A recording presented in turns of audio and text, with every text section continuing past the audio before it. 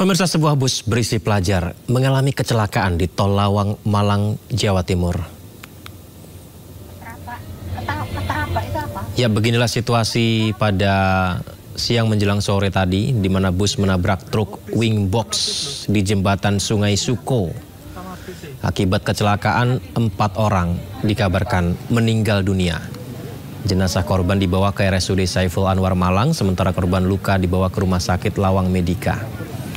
Kecelakaan ini terjadi, pemirsa, di KM 77, Tol Pandaan Malang arah Malang dari Surabaya ya. Dan selain itu dikabarkan sopir serta kernet bus sempat terjepit badan bus.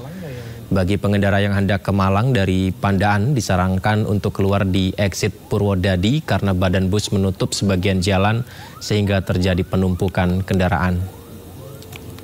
Oh, ada kena korban. Ya, insiden kecelakaan bus karya wisata pelajar ini kalau kita ingat-ingat, pemirsa, terjadi beberapa kali belakangan ini.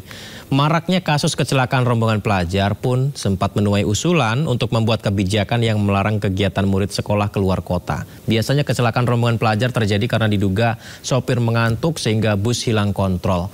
Lantas apa langkah yang harusnya diambil agar tidak lagi terjadi tragedi bus maut rombongan pelajar seperti ini? Kita sudah terhubung dengan Ketua Subkomite Lalu Lintas Angkutan Jalan KNKT, Ahmad Wildan, serta Wakil Ketua Pemberdayaan dan Pengembangan Wilayah Masyarakat Transportasi Indonesia, Joko Setiowarno. Saya sapa narasumber saya. Assalamualaikum, selamat malam Bapak-Bapak. Apa kabar? Waalaikumsalam warahmatullahi wabarakatuh. Baik, terima kasih sekali sudah bergabung di Sindo Prime. Pak Joko, ini entah sudah berapa kali ya Pak Joko tahun ini kecelakaan melibatkan bus pariwisata dan truk. Apa yang disoroti dari peristiwa-peristiwa yang terjadi di tahun 2024 saja yang sudah beberapa kali nih Pak Joko? Ya, sebenarnya kalau kecelakaan truk dan bus itu sudah sering kerap terjadi ya. Namun kali ini truk dan busnya kecelakaannya berbarengan. Namun kita belum tahu siapa yang salah, artinya apakah karena busnya yang menyalahi atau angkutan barangnya. Namun dari cerita sekilas yang kami dapat dari keterangan Kapolresta Malang menyebutkan bahwa angkutan barang ini kan dia berhenti di bahu jalan, kemudian diganjal, tidak kuat diganjal, dia akhirnya berjalan mundur. Ini istilahnya kalau di Jawa kunduran, itu maksudnya berjalan mundur ya. Kalau kita bilang kunduran, ini berjalan mundur. Nah, kemudian dari arah bawah karena tanjakan itu ada bis membawa pelajar. Tentunya namanya bis di jalan tol kan dia punya kecepatan minimal ke 80. Pasti kecepatan lebih dari 80 lah gitu ya. Itu sekitar itulah, karena kecepatan di tol itu kan minimal 80, maksimal 100. Jadi kemungkinan bisnya 80, kecepatan tinggi. Dia mungkin tidak melihat juga ada tiba-tiba truk yang berjalan mundur tadi. Kemungkinan seperti itu ya yang terjadi. Tapi kita masih menunggu informasi sejauh mana apakah ini memang kelebihan muatan ya, atau memang karena sopirnya mengantuk, ini belum bisa dipastikan, kita masih menunggu lah. Tapi kalau saya masih melihat bahwa kemungkinannya kalau truk tidak kuat itu bisa juga karena kondisi mesinnya, sararnya, atau juga memang lebih muatan. Karena kalau saya lihat di jalan raya sekarang sulit sekali menemukan truk kalau bawa barang tidak bisa muatan lebih. Sangat minim. Rata-rata ya minimal muatan lebih. Syukur-syukur bisa dimensinya lebih. Itu sangat diharapkan pengusaha gitu. Kalau sekarang ya kondisinya begitu. Tapi ya akhirnya kan mesti ujung-ujungnya kecelakaan. Nah, ini yang menjadi keprihatinan bersama saat ini. Baik. Izin Pak Wildan, kalau di KNKT apakah ada informasi Pak Wildan mengenai kronologis kecelakaan di Tol Lawang ini? Bagaimana sebenarnya, apakah seperti yang disampaikan Pak Joko tadi? Dan mungkin yang disoroti Pak Wildan seperti apa? Jadi untuk saat ini KNKT belum memutuskan untuk melakukan investigasi dan kita belum memiliki cukup data yang valid yang bisa dipertanggungjawabkan. Jadi semua data masih berasal dari media sosial dan sebagainya. Jadi saat ini KNKT belum bisa memberikan statement apapun terkait dengan kecelakaan itu. Namun demikian, kalau hal-hal yang terkait dengan kendaraan yang tidak kuat nanjak, kalau kita perhatikan sebenarnya slope atau gradien di jalan tol itu sebenarnya masih fine-fine aja. Hampir nggak ada yang di atas 10% itu nggak ada. Sementara gradability truck itu sebenarnya bisa lebih dari 30%. Artinya kemampuan nanjak truk dengan daya angkut yang sesuai itu bisa di atas 30% masih bisa. Masih bisa. Tapi ketika pada saat kondisi pengemudi salah menggunakan transmisi, kemudian mesin tidak mencapai torsinya, dia akan memungkinkan dia nggak akan kuat nanjak. Jadi bisa jadi hal ini terjadi karena pengemudi salah menempatkan transmisi. Bisa jadi ya, ini bukan kesimpulan. Karena ketika pengemudi salah menggunakan transmisi, katakanlah pakai gigi 4 atau gigi 5, maka nggak akan tercapai torsi dan dia nggak akan kuat nanjak. Itu bisa jadi karena kita pernah melakukan investigasi hal yang sama seperti itu, kurang lebihnya. Kalau gitu Pak Wildan, kecelakaan yang kerap melibatkan kendaraan besar seperti di tol ini kan beberapa kali terjadi di tahun ini. Apakah mayoritas human error, apakah checking mesin kendaraan yang buruk, atau justru rambu lalu lintas yang kurang, Pak Wildan? Ditahan dulu Pak Wildan, jawabannya setelah jeda. Kita akan segera kembali, pemirsa tetap di Sindo Prime. Baik, kita lanjutkan Pak Wildan, izin ini kita lanjutkan. Jadi mayoritas kecelakaan yang melibatkan kendaraan besar di tahun itu karena human error kah, checking mesin kendaraan yang buruk kah, atau justru rambu lalin yang kurang, Pak Wildan?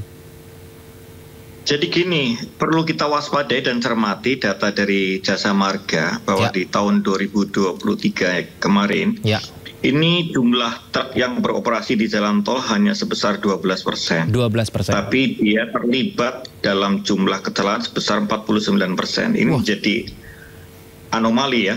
Jadi dia jumlahnya paling kecil, tapi justru dia terlibat kecelakaan paling banyak.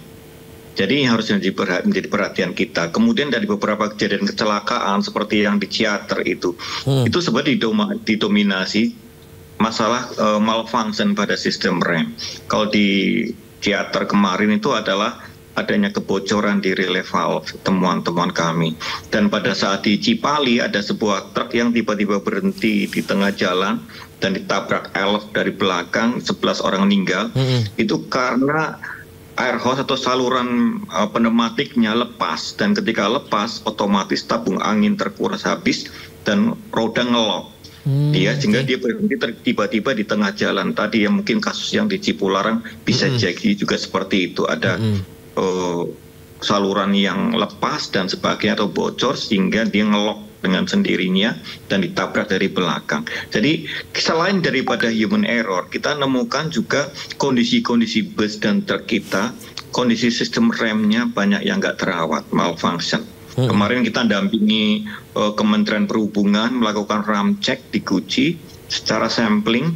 Kita juga nemukan satu bus wisata tersebut ternyata ada kebocoran di relay valve dan sebagainya, dan langsung kita sarankan agar diperbaiki sebelum turun dan sebagainya. Nah, ini yang harus menjadi perhatian kita bahwa banyak kendaraan-kendaraan besar kita yang kondisi-kondisi sistem remnya ini juga dalam kondisi tidak baik.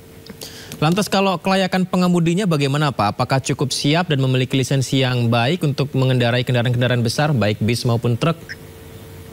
Sejauh ini justru masalah fatigue yang mendominasi ya. Karena kita sendiri saat ini dengan Kementerian Perhubungan dan Kementerian Tenaga Kerja sedang menyusun konsep rancangan peraturan menteri yang mengatur waktu kerja, waktu libur, waktu istirahat, dan tempat istirahat bagi pengemudi. Saat ini kerja pengemudi ini nggak terlindungi Pak. Semua pengemudi ini tidak ada yang ngawasi bagaimana mereka bekerja, bagaimana mereka istirahat, di mana mereka istirahat. Dan semua pengemudi baik bus dan truk itu adalah mitra, bukan pekerja. Nah, ini menjadi menyulitkan sehingga nggak tersentuh oleh undang-undang ketenaga kerjaan dan sebagainya. Ini yang sedang pemerintah perbaiki. Kami KNKT bersama dengan Kementerian Perhubungan, dengan Kementerian Tenaga Kerja, ini sedang intens menggodok regulasi yang terkait dengan pengaturan waktu kerja, waktu libur, waktu istirahat, tempat istirahat bagi pengemudi, karena angka kecelakaan karena fatigue ini udah cukup tinggi dan mendominasi kecelakaan bus dan truk di Indonesia. Bicara soal jam kerja, saya juga beberapa kali kalau datang ke wilayah yang banyak kendaraan besar seperti di wilayah Parung Panjang, Bekasi, itu truk-truk besar harus melalui jalan yang macet panjang, kemudian juga harus sampai besok juga bekerja lagi. Seperti memang itu harus digarisbawahi, Pak Wildan, mengenai jam kerja dan perlindungan keselamatan mereka. Iya, kita harus mengatur waktu kerja, waktu libur, waktu istirahat, dan hak-hak mereka pada saat libur. Saat ini pada saat mereka libur, mereka nggak dapat hak karena mereka bukan pekerja. Mereka adalah mitra. Mereka hanya dapat uang kalau mereka bekerja. Pada saat mereka libur, kapan aja mereka nggak akan dapat hak pendapatan. Nah, ini akan menyulitkan kalaupun kita membuat regulasi tanpa melakukan perubahan sistem cara kerjanya, juga akan mubazir. Sehingga harus kita rubah sistemnya agar pengemudi itu adalah pekerja. Sehingga pada saat mereka memperoleh hak libur, mereka juga dapat hak keuangan dan sebagainya. Kalau kurang istirahat tentu bisa saja ada kekeliruan human error seperti ketika tanjakan mungkin kendaraan truk tersebut salah persneling dan jadi mundur ya Pak?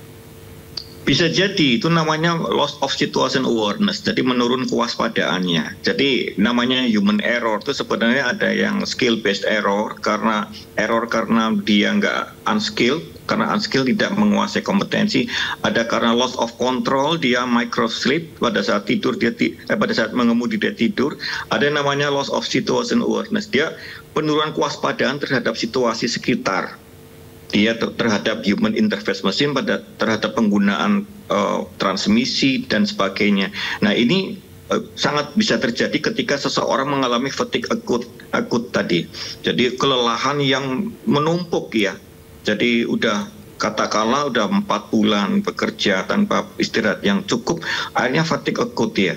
Ketika itu dia bisa menurun kewaspadaannya kapan saja. Jadi nanti pada saat dia akan mengalami penurunan kewaspadaan, dia akan bertindak di luar kompetensinya.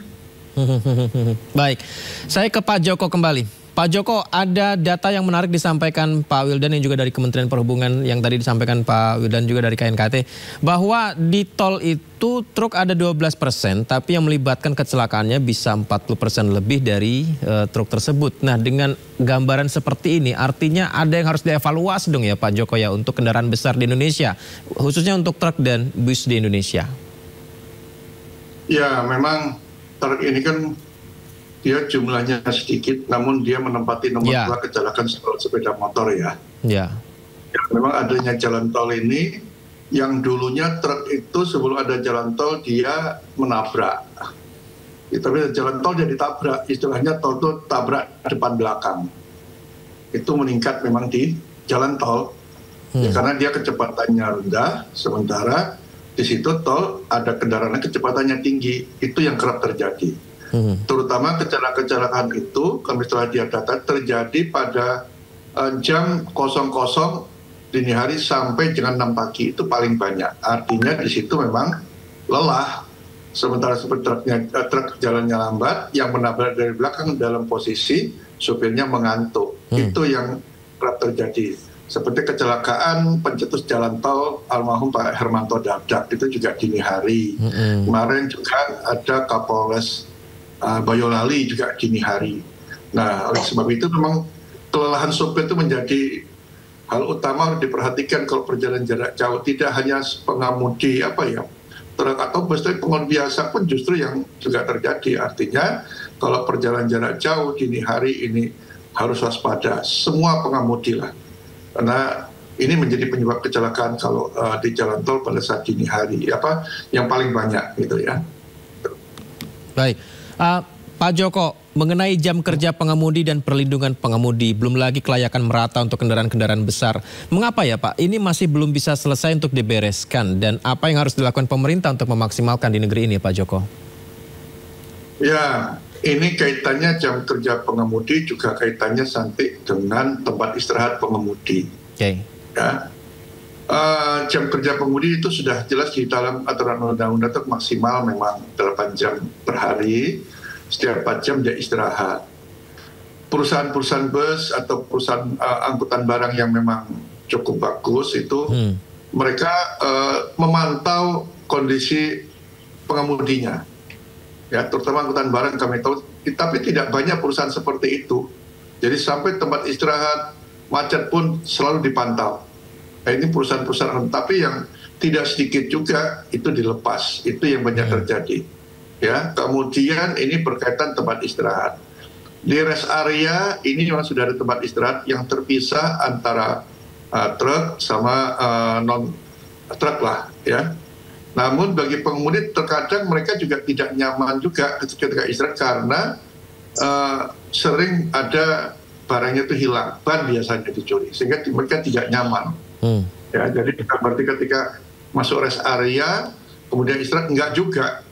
Kami menemukan juga di lapangan kalau dia istirahat cari tempat dekat truknya aja, buka tikar dan sebagainya agar bannya tidak hilang. Dan itu kan mahal, banyak pencurian ban di rest area ya. Iya. Makanya kami mengusulkan bagaimana seperti di banyak negara di Eropa, terminal angkutan barang dan penumpang itu berdampingan, tapi keluar masuk pintunya berbeda. Ya, jadi kalau umpamanya sudah berbeda seperti itu, akan kalau tiba-tiba ada kendaraan kecil masuk ke lingkungan truk, berarti dia mau mencuri lah. Itu kalau di rest area. Bagaimana di jalan nasional? Nah, sampai saat ini tuh pemerintah tuh tidak punya namanya terminal angkutan barang, nggak ada. Yang ada itu pangkalan truk, ada oleh swasta, ada oleh beberapa Pemda. Pemda juga membangun, cuman Pemda ini punya keterbatasan. Di Jawa Tengah tuh setahu saya ada sekitar 4 atau 5, contohnya ada di Batang, di Kabupaten Kudus, kemudian Kota Semarang, ada di Surakarta juga ya, tapi oleh Pemda, tapi tidak sebut terminal, sebutnya tempat parkir. Tempat parkir, nah, pangkalan tadi ya Pak? Ini, ya ini penting di jalan-jalan nasional itu harus ada tempat. Saya bilang cobalah diambil alih ya, terminal pangkalan truk itu yang dari daerah itu oleh pusat dibangun yang representatif lah untuk tempat istirahat mereka. Jangan seperti pangkalan truk itu banyak kumuh, kotor dan sebagainya. Jadi kita punya contoh, tapi sebenarnya kita tuh punya contoh pemerintah terminal angkutan barang, tapi yang dibangun di daerah-daerah yang tidak memerlukan, contoh membangun terminal angkutan barang internasional di Sekau, PLBN Sekau, di PLBN Sota, padahal pembatas itu di sana jalan desa Papua Nugini lah, barang apa yang mau diangkut gitu kan, masih mending lah bangun di mana tuh, di Entikong, itu pun yang nggak banyak yang menggunakan. Kenapa tidak dibangun di jalan-jalan nasional, Pantura, Bekasi gitu ya Pak? Menggunakan terminal tipe A lah sekarang yang masih sepi, mungkin kan sepi sekali, masih memungkinkan truk-truk itu bisa masuk. Contohnya di Sumatera tuh ada kok terminal penumpang Arya Jaya, itu keluar dari jalan tol lah. Saya kira itu bisa digunakan, sementara tetap segera dibangun untuk tempat istirahat pengemudi truk itu di jalan nasional. Gitu. Baik, itu PR-nya ya Pak ya. Kemudian saya kembali ke Pak Wildan. Apa saran dari KNKT Pak Wildan kepada pengusaha atau pemilik truk dalam hal ini untuk menurunkan tingkat fatalitas saat kecelakaan di jalan raya Pak? Ya, kami minta agar mereka memperhatikan standar-standar terkait dengan keselamatan. Yang pertama adalah memastikan pengemudinya bugar, kemudian kompeten. Kemudian terkait kendaraan dipastikan adalah dirawat pemeliharaannya dengan baik dan dilakukan namanya pemeriksaan sebelum melakukan pengoperasian. Jadi daily check ini, pre-trip inspection ini adalah sangat penting, terutama pada sistem rem, karena beberapa kecelakaan terjadi karena tadi ada kebocoran pneumatik, kebocoran hidrolik, travel stroke kampas menuju tromolnya terlalu jauh, ya, tabung anginnya isinya oli, isinya air dan sebagainya. Itu kalau kita lakukan namanya daily check atau pre-trip inspection, hal itu sebenarnya dapat terdeteksi lebih dini sehingga kendaraan itu nggak akan berjalan kalau memang ditemukan. Nah, oleh sebab itu kami pesan beberapa kali kepada para pengusaha transport, ada 2 hal yang harus menjadi perhatian.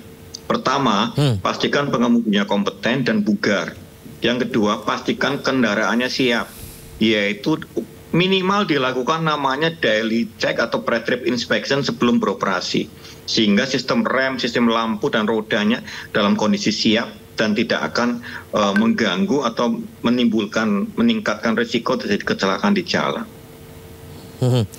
Baik, terima kasih banyak Pak Wildan dan juga Pak Joko. Kita doakan semoga saja peristiwa yang terjadi di Tol Lawang ini benar-benar menjadi pembelajaran, pengemudi seluruhnya dalam kondisi baik, kendaraannya baik, dan juga tadi catatan dari Pak Joko ada terminal angkutan barang ya Pak ya yang bisa diberikan oleh pemerintah. Terima kasih Bapak-bapak sudah bergabung di Dialog Indo Prime.